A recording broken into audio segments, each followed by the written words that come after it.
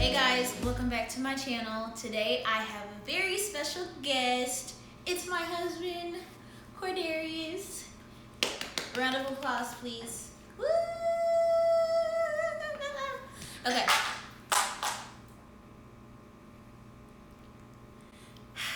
Okay, so today's video is going to be something new, something special, and it is going to be called The Weekend. It's going to be a segment of my channel where me and my husband come on this couch to talk with each other. We're just going to kind of film our normal day-to-day conversations that we have all of the time. We thought this would be something cool and interesting to share with you guys. So, it's the weekend. Today's topic, we're going to be talking about self-image, more so what I have dealt with and how self-image has been something I've struggled with for a very long time, even to this very day.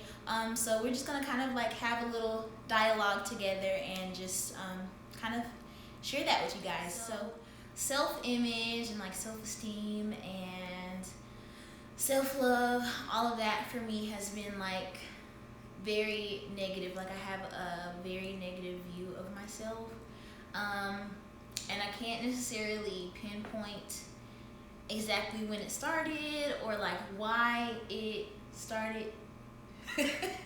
Why are you laughing? I'm not. You are laughing. Go ahead. So I can't pinpoint why or when it started, but I know as of lately, me and you have been having to have lots of conversations about just me being so negative and downing myself and just calling myself these horrible things. And so I don't know, I just for some reason feel like I'm not good enough the way that I am. The me that I am right now in this moment is not good enough, and the image of me that I have in my head is something so far off that I feel like I'll never be good enough. And so I don't know why that me looking in the mirror and seeing this toy is no, that's not it, And so my face, I don't feel like I'm pretty enough. My skin is too dark. My weight, I'm too fat. I'm not shaped the right way. I just have all of these negative feelings about myself, and it kind of just gets to be a lot and just out of nowhere. So as you know, my closet situation, where I go into my closet and I have these beautiful clothes and these dresses and these tops that I've picked out because I love them, and then I put it on my body and I'm no, and so I go through this whole sort of meltdown, if you will, of why am I not pretty in anything?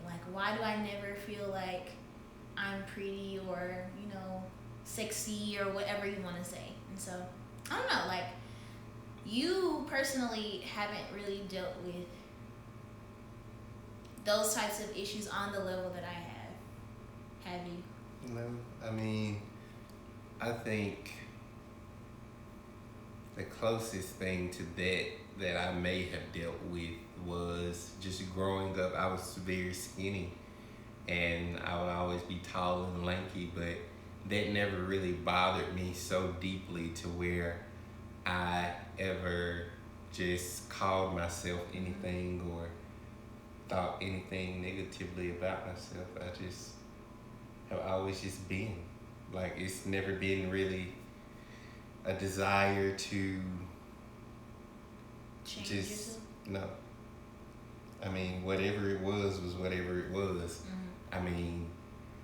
I but never. you kind of have that attitude of it is what it is, like it, love it, or don't, But see, I think the thing is though, and we just gotta be honest, it's for other people. Although we don't never want to admit it, yeah. and we sit up there and say it's for me, mm-hmm. and well, it's what I think, or people's opinion really doesn't matter to me. But the truth is, it matters to you. Cause like how I feel, I don't always feel like, oh, I can't wear this because other people, I'm worried about what other people think.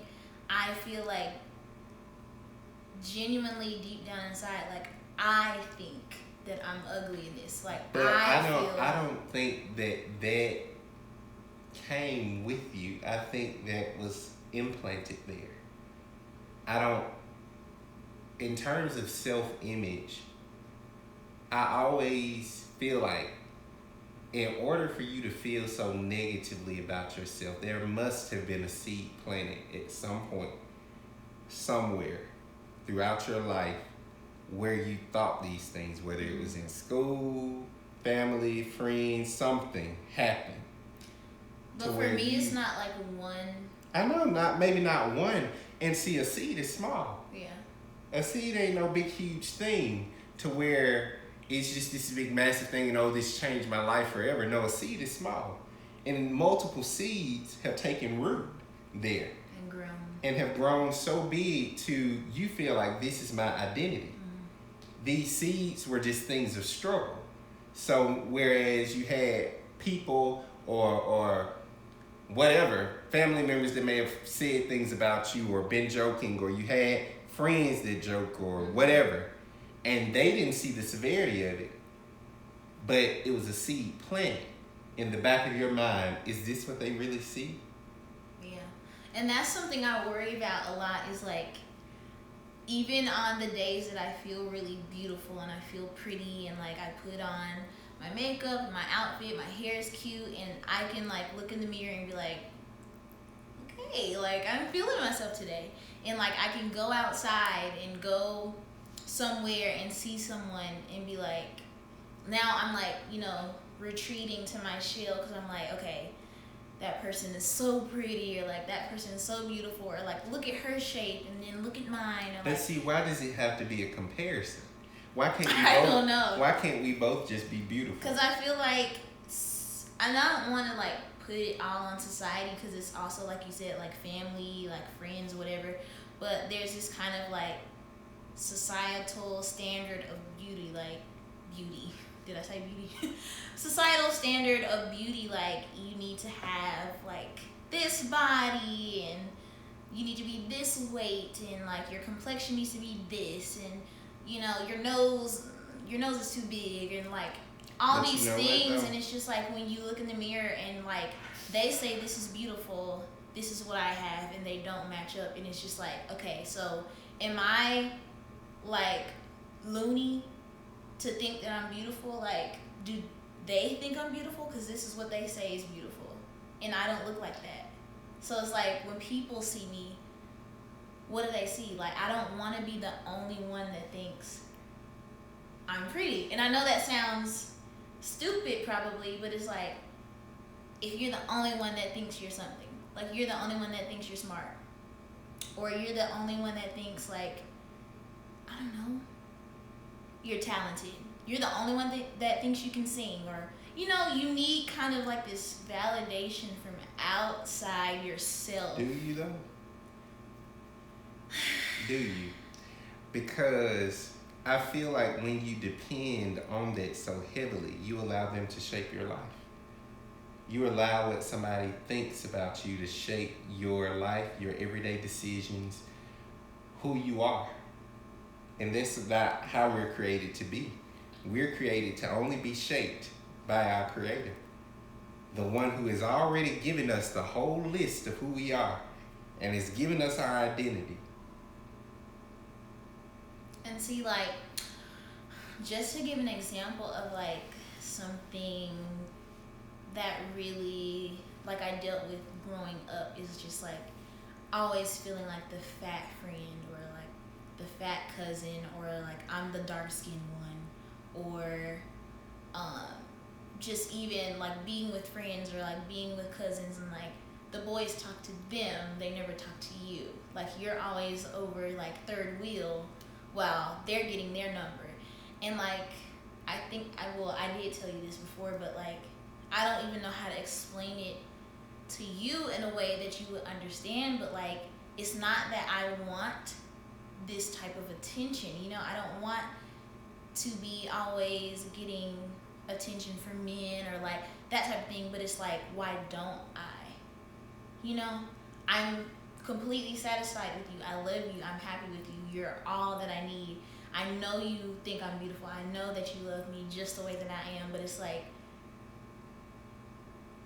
am I only beautiful to you though? Like, do other men not think I'm pretty? But I know you would take it like that. No, and saying like, so you want to be pretty? That's not how I'm not trying to say that. I know what you're saying. I understand totally what you're saying. But why is that a need for you? That is my question. It's not so much that, you know, you saying it. My question for you is, I guess it's why is that a need for one? And also, why do you feel like that will validate you? I don't know that it Exactly. will. And number two, it's like because you see it all the time. So me as a woman, like I see all the time like these men like, you know, gazing in awe at these women like, oh, she's so beautiful, oh, she's so this. And it's like, that never happens for me. Like, am I not pretty? Am I not beautiful? Do I not look good? You know? And so when these women that look a certain way, they have the figure, they have all of this, when they're the ones always getting like this, I don't know, affirmation, I don't know what word to use, but like, it makes you think like, okay, that's beauty. That's the thing to be. And you're not that. So you're not good enough. You get what I'm saying? And see, I think that's where we all go wrong. Because again, we're allowing somebody's preference to shape our idea of what we're supposed to be. Somebody, a random Joe who ain't nothing but a little squirrel, if you know what I'm talking about. Yeah. We allow for something like that to shape our own personal identity of who we are. And I think, as a man, do you really understand?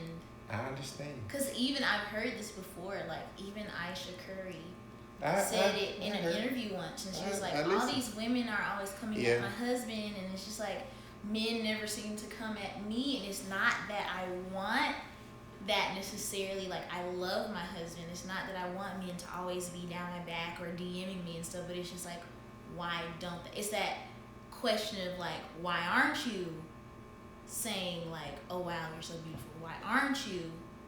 Why does it happen to her and it never happens to me? And so it makes you like internally be like, something's wrong with me. She's beautiful, I'm not. No. Like her body is perfect, mine is not. Because, and here's the other thing,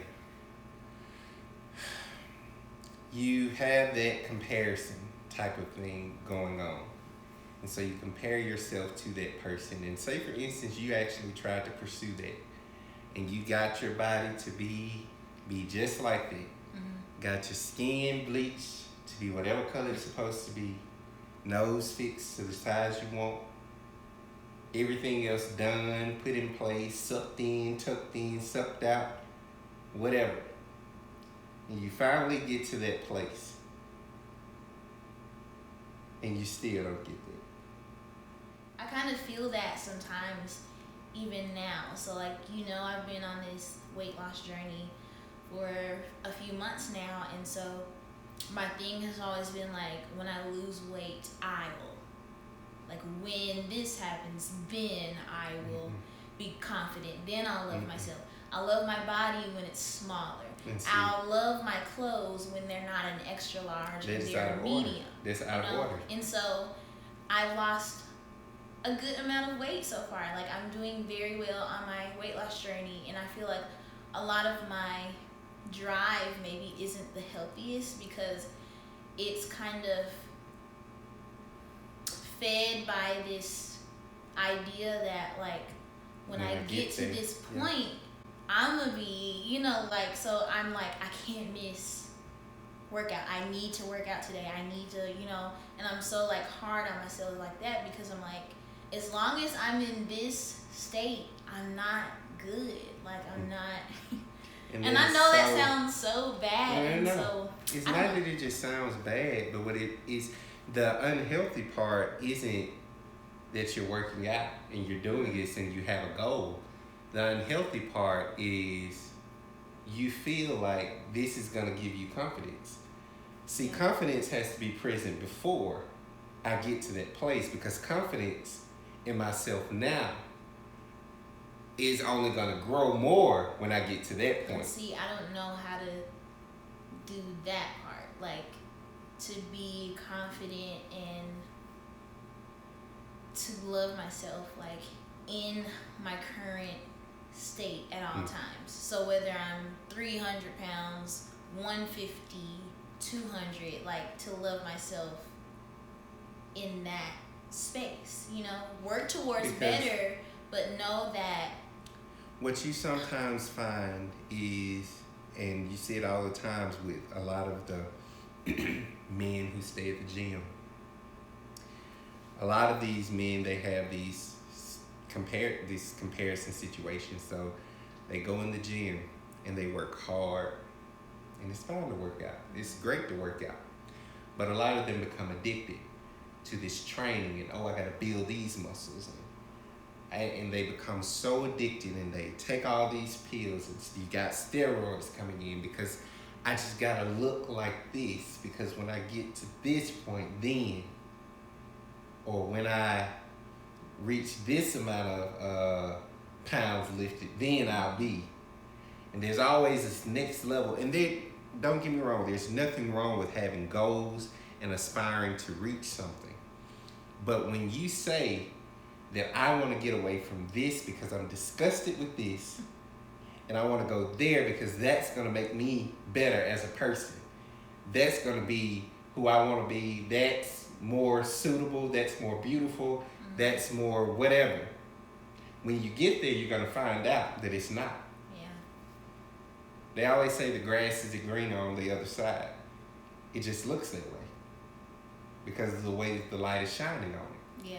And from the position that you stay in. That's like my goal right now, is to fix that mindset and that negative thinking of like, me right now is just a no. And this just drive to be something other than who I am. Because that just like, I know that's not God's intent, of course, for me. But I also like realize, and like it kind of hurts my heart sometimes because, we lead our youth at our church, and, we have cousins and all that type of stuff. And it's like, you see and hear some of the things that they go through, and they don't like their skin color, or they think their hair is too nappy and they need straight hair, and just them pointing out all of what they think is wrong with themselves. And it's like, you try and encourage them, and you like hurt for them because you're like, how, you're so beautiful, like, why do you think that? And then always in the back of my head I'm like, but you're the same way though. The same things that they say, the same things and the same way that they feel, like, that's you. But you have to understand too. And seeing them like at 10, 12, 16, 18 years old, and me at 26, and it's just like, you were dealing with it then and you're still. It almost feels like right now at 26, like it's on a even more severe, deeper level than before. I feel like, I don't know, I feel like when I was younger, I was able to kind of just, process it better, or like, I don't know, but I find myself these days just getting kind of like in this low place of just like, I don't like myself. Like, I don't know. And I don't know how to get to that point that you were talking about of like loving yourself now, being confident in yourself now. When you get to your weight loss goal, great. And not thinking that once you're there, confidence will come. Like, it has to start now. Because that's not how it's going to work. So the process or the steps to do that, like, I'm just kind of... I don't think there's necessarily steps. I think you have to go back to the root.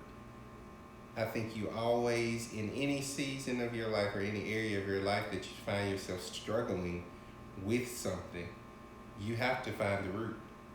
And it's not, sometimes it might not even be apparent to you. Sometimes you may not even be able to find the root. But if you can, locate it.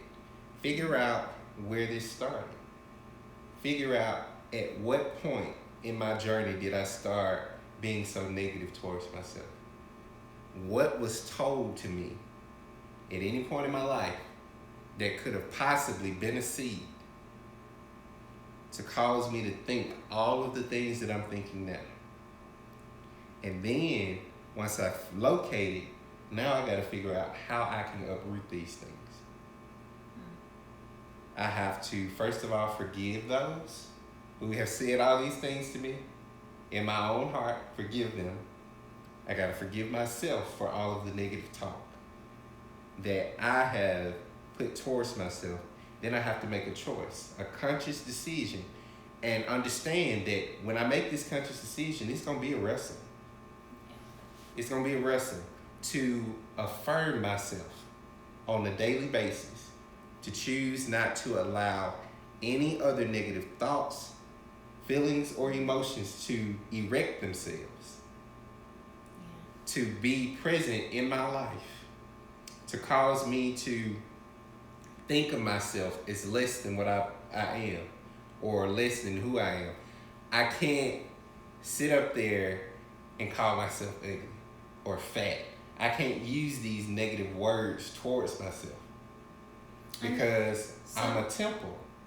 Yeah. I am fearfully and wonderfully made. I am good in the eyes of God. And so all of this continuous affirmation is what's going to, and what you feed yourself. Mm-hmm. Feed yourself positivity. Don't sit up and just constantly look at these catalogs trying to compare yourself, or videos, or how can I be this size, or all that foolishness that's out there that a lot of people, how can I get this skin all that foolishness. Mm-hmm. Just stay away from that, and feed yourself positivity. Sometimes I feel like I could erase a lot of the, just wrong standards that I kind of hold myself to. Because I just feel like before anyone said you were ugly, you didn't think you were ugly. Right. Or before anyone said you're fat, you thought you were fine. And so it's just like, it's if always I could there. get those things like out of the way, and like and like I said, people think confidence is saying that I don't care what people think. Mm-hmm. It's fine to but care. I do. Listen. I don't know why, and I think you should care to an extent, but I think the level of care that I have for what people think of me is just too much. And see, caring what people think, you got to understand that only applies in certain areas. Mm-hmm. Or it should only apply in certain areas. If I'm working in marketing, I need to care what people think. Yeah. If I'm working in a particular area, or if I'm trying to cater to a particular group of people, I need to care what they think about what it is that I'm providing, so that they will be able to aid in whatever it is that I'm trying to produce. Yeah. But when it comes to who you are as a person, nobody can influence that but God. Nobody has a say in that but God, not even me. And yes, I'm here to affirm you and to feed you and to encourage you, but I am not here to define you. And so, like, even sometimes that doesn't feel like it's enough. Yeah, because it's like, okay, you're my husband, though. So of course I'm beautiful. You married me. We dated. Like, you pursued me. So of course you're gonna think I'm beautiful or whatever. Or like, that's my mom, or that's my family. So of course they're gonna say the nice things. Or even like you said the other day, God. Like, that's daddy. So of course daddy's little girl, like, You'll always be beautiful. He created me. Of course, he'll say I'm, and it's almost like that doesn't have enough weight, So. And see, that should have all the weight. Yeah. That should be all the weight that matters. And I think it's when you allow the other voice to be loud. That's our sin. That's a part of our sin nature. When we allow another voice to be louder than the one, God. When Eve allowed the voice of the enemy to speak and over and to dominate that of what her father has said, was when we become so confused. And when now my decision has defined me. So now I'm a sinner. So this is who I am now, a sinner, because I've allowed another voice. And so because I've allowed all these voices, other people's voices, to say who I am, I take on these identities because their voice is louder than my Father, who says, I'm fearfully and wonderfully made, that I am good, that I am beautiful, that He consecrated me to Himself before He even formed me in my mother's womb. All of those things that He speaks positively about us, we have allowed the enemy's voice or another's voice to be louder or to carry more weight. Yeah. And that makes absolutely no sense. And see, that's why you gotta dig deep for that true identity. I gotta go deeper. I gotta find that root and I gotta uproot it. I have to uproot all of the negativity. And also I have to uproot those seeds that I planted in myself when I took on the things that everyone has said about me. So how does that make you feel, like, when you hear me? Because you get the bulk of it. Yeah. More than anybody. You probably get all of it because I don't really vocalize it, like to other people, but like just how almost on a daily basis you just hear me kind of like taking jabs at myself and I'm ugly, I'm fat, or I look stupid. All these things, like, what does that make you feel as? It makes me sad.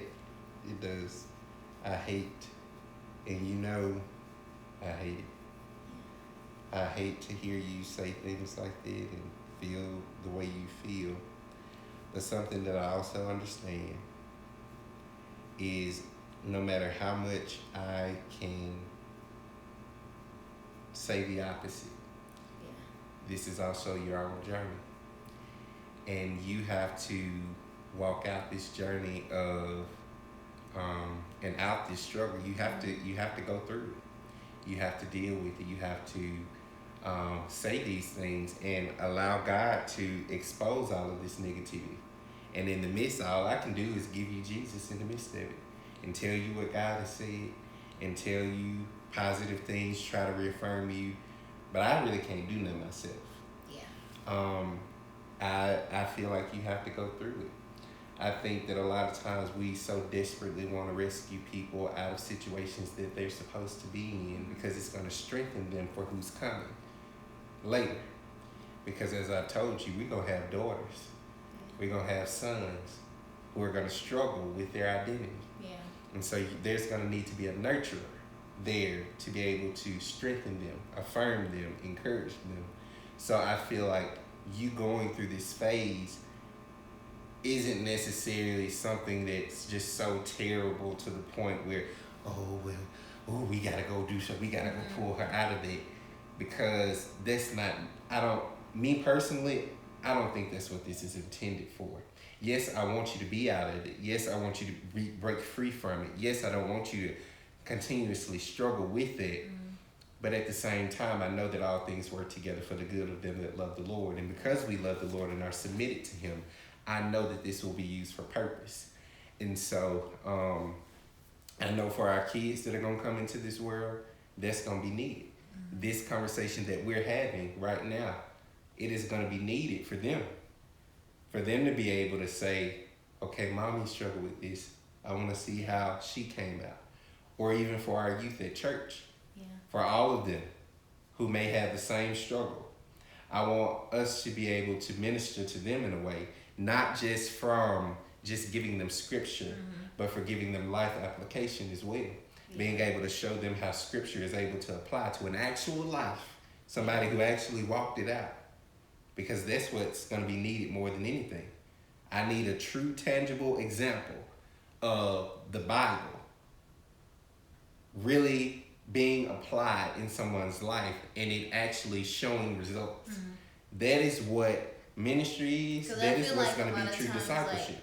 I'm speaking from like an unfruitful place in terms of like my own life and experience. So like I'm telling you, don't speak like that to yourself and don't think that about yourself. But like I'm still doing it. And so I want to be able to, you know, encourage from a place of like, I've gone through that and I've come out, instead of like, I'm still in, but you do better than me, you know?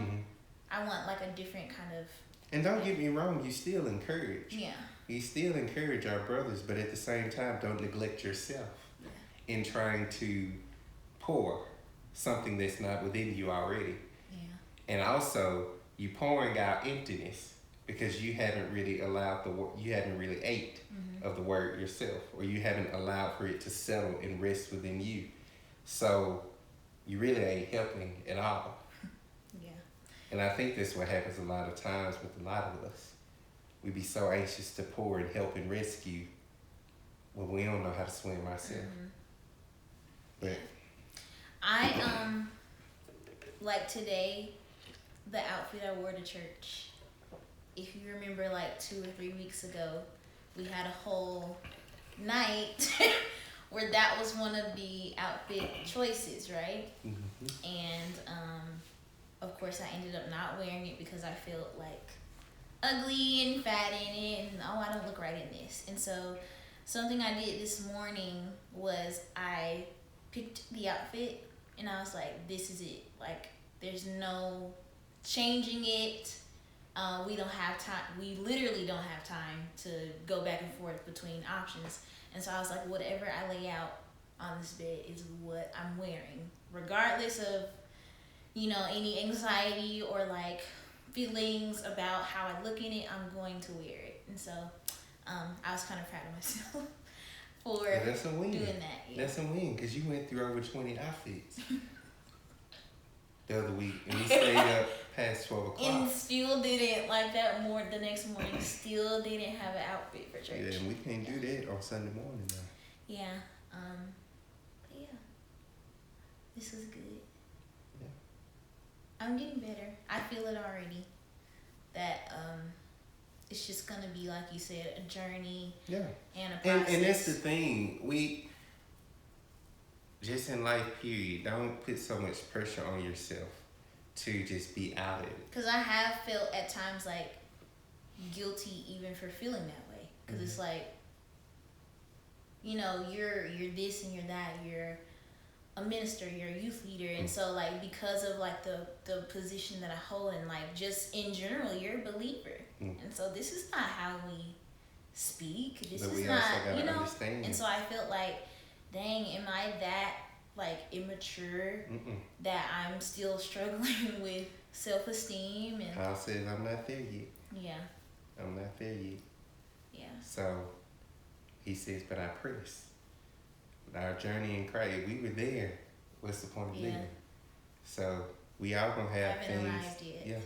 We all gonna have things that we gonna have to struggle with and face and walk through. But understand that it's a journey that Christ is walking with us on. And we not alone. Yeah.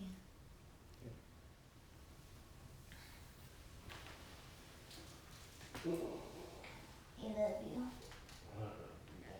All right, guys, thanks so much for joining us for the weekend. This is just going to be a place where we continue to have conversations that we actually have each and every day, you know, just general conversations. She actually starts them. But these are just conversations that we have throughout the day when we're getting ready for work or church or just sitting around the house, and she just comes up with topics and stuff to talk about. And so this is just our actual conversations we have. And so this is what we'll share with you Guys, I hope they're helpful. Understand this. This is just a disclaimer. None of what we say is to lead your life. What we're actually just doing is just sharing with you our beliefs, our opinions about certain things that we experience and go through. This is not anything to lead your life. If you can take anything from it, and if you can take anything from anything we say, it's just Christ is the way for everything. And so that is going to be our main message through all of the conversations that we have. It's all going to point back to Christ. Right. And so, and He being the center of our lives in every decision that we make. And so, yeah, we're just going to come on here. I don't know how often, but we're going to come on here and just have random conversations about different things. So if you would like this video, share this video, subscribe to Toy's YouTube channel. And we look forward to see you guys next weekend. Yeah. Bye. Bye. Love you.